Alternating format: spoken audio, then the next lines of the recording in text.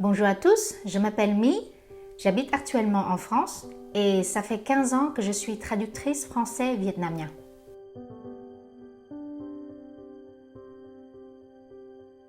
J'ai commencé à apprendre le français à l'âge de 6 ans. J'ai continué l'apprentissage au collège, au lycée et j'ai poursuivi mes études à l'université à Paris.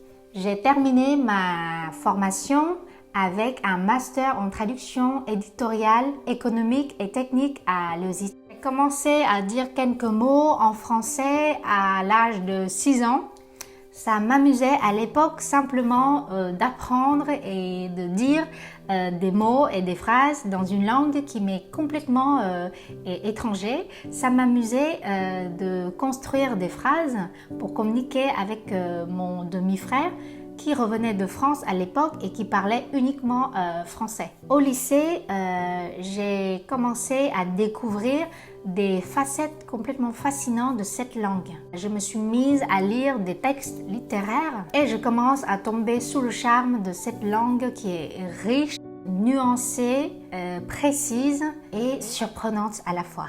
Sans oublier de dire que c'est une langue pleine d'esprit, plein d'humour, riche en jeux de mots et en calembours. Alors à l'époque, mon orientation professionnelle était claire. Je voudrais travailler avec le français. J'ai alors poursuivi mes études à Paris en traduction.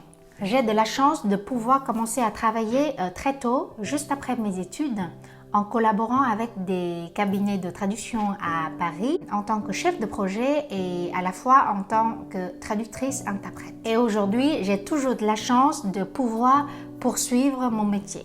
J'ai de la chance de pouvoir travailler dans différents domaines à travers mes projets de traduction. Alors cette semaine, je peux travailler sur un projet dans le domaine pharmaceutique et la semaine suivante, je peux être amenée à travailler sur un projet en marketing pour un lancement de produits, par exemple. C'est vraiment très enrichissant. Alors, en ce qui concerne les formats des projets, ça varie aussi. Aujourd'hui, je peux travailler sur la traduction d'un livre. Un autre jour, je peux être amenée à travailler sur les sous-titres d'un film. Un autre jour, je peux être amenée à être interprète dans une formation par exemple, ou alors je peux collaborer avec une autre équipe pour une campagne publicitaire, pour le lancement d'un produit par exemple. Donc ça change et c'est super. Et puis en termes de clients, les clients varient aussi énormément. Je travaille beaucoup avec des entreprises, mais aussi avec des particuliers, notamment pour les projets de mariage, des projets d'adoption au Vietnam. Et là, vous avez la dimension humaine qui s'invite et ça m'apporte beaucoup. Le vietnamien, c'est ma langue maternelle et c'est aussi une langue que j'affectionne énormément par sa beauté et par sa poésie. Pour moi, travailler avec le français et le vietnamien, c'est une chance.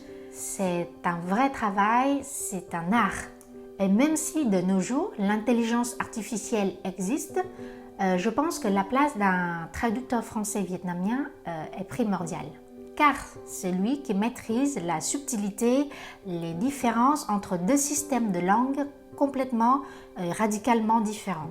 Et c'est également la personne qui comprend le mieux le contexte, la dimension humaine de chaque projet.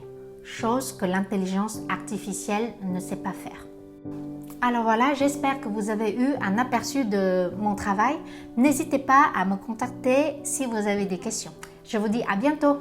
Au revoir.